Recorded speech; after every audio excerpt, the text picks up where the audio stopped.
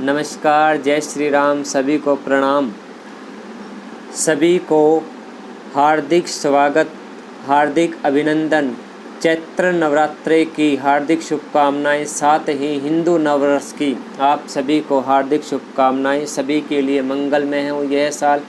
चैत्र नवरात्रि माँ के सभी स्वरूपों की आप पर कृपा बरसती रहे, आपका कल्याण होता रहे। इसी मंगल कामना के साथ मैं आपका दोबारा से इस चैनल पर स्वागत करता हूं। मैं आज आपको चैत्र नवरात्रों के घट स्थापना और मुहूर्त की जानकारी दूंगा।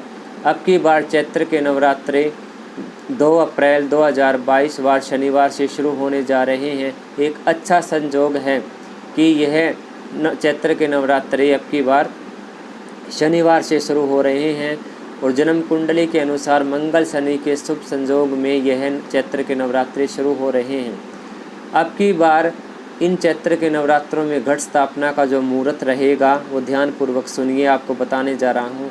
पहला मुहूर्त जो रहेगा सुबह 6:31 से 8:29 तक का शुभ प्रभात काल का मुहूर्त रहेगा।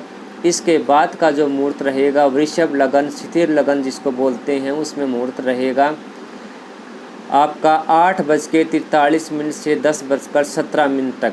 ये 2 मुहूर्त ऐसे सर्वश्रेष्ठ मुहूर्त है जिनमें आप घट की स्थापना कर सकते हैं।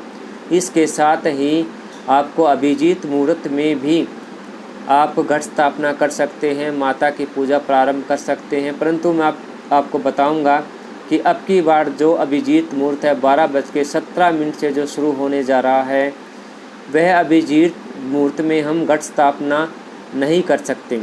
उसका एक मुख्य कारण बता देता हूँ। वैसे तो अभिजीत मुहूर्त सभी मुहूर्तों में सर्वश्रेष्ठ मुहूर्त कहा जाता है कि इस मुहूर्त में हम कोई भी कार्य स्टार्ट करते हैं, शुरुआत करते हैं तो हमारे लिए बहुत ही मंगलदायक होता है।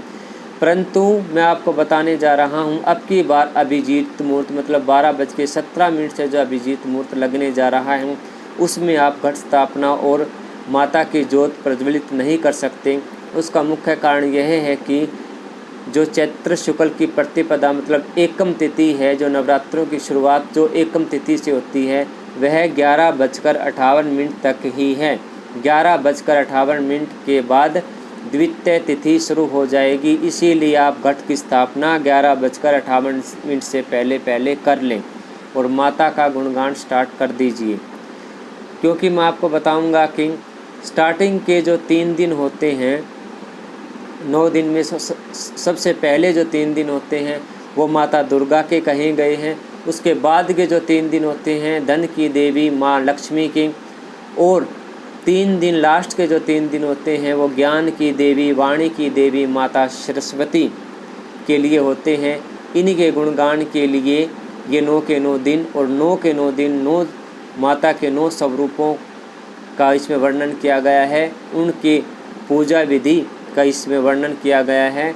और इसीलिए 3 दिन माँ दुर्गा के, 3 दिन माँ लक्ष्मी के और 3 दिन माँ सरस्वती के कहे गए हैं।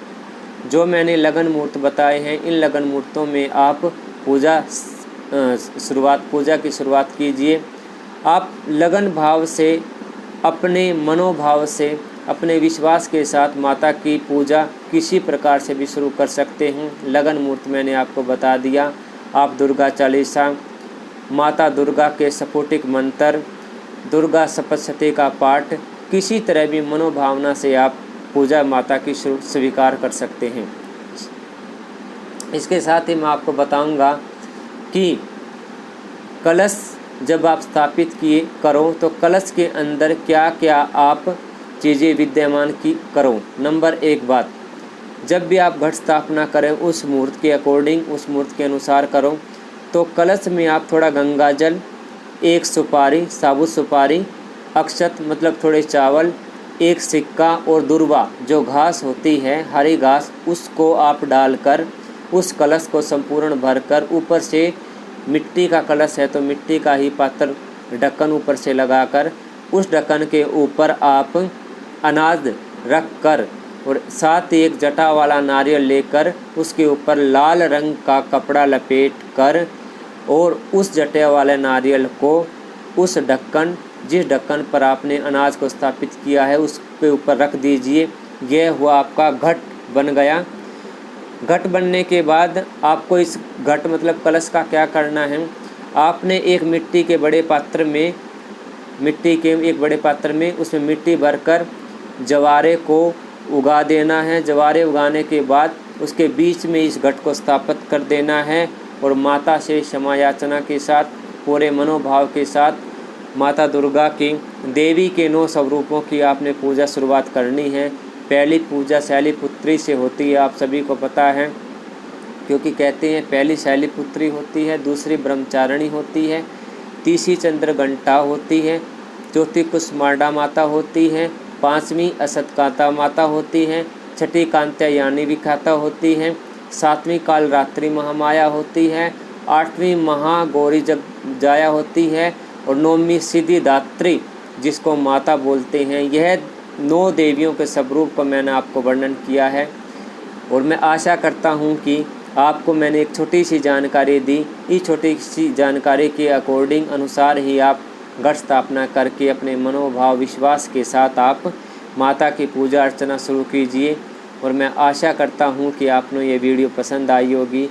आगे भी मैं आपको माता जी की कृपा से ऐसे ही ज्ञानवर्धक वीडियो देता रहूँगा और आपसे रिक्वेस्ट है कि इस चैनल को ज़्यादा से ज़्यादा बढ़ाइए, सब्सक्राइब कीजिए, लाइक और शेयर कीजिए। धन्यवाद। शीघ्र ही नई वीडियो के साथ आपसे फिर मिलता हूँ। आशा करता हूँ कि यह वीडियो आपको ज़रूर पसंद आई होगी और साथ ही साथ आपसे दोबारा से मैं चैनल का एंड करने से पहले सभी के लिए रिक्वेस्ट करता हूँ, माँ भवानी की, माँ दुर्गा की, माँ लक्ष्मी की, माँ सरस्वती की ऐसे ही आप पर कृपा बरसती रहे, आपकी मनोकामना पूर्ण होती रहे, आध्यात्मिक चेतना का विकास होता रहे, माँ के 9 स्वरूपों का आपको आशीर्वाद मिलता रहे। इसी मंगल कामना के साथ जय माता की।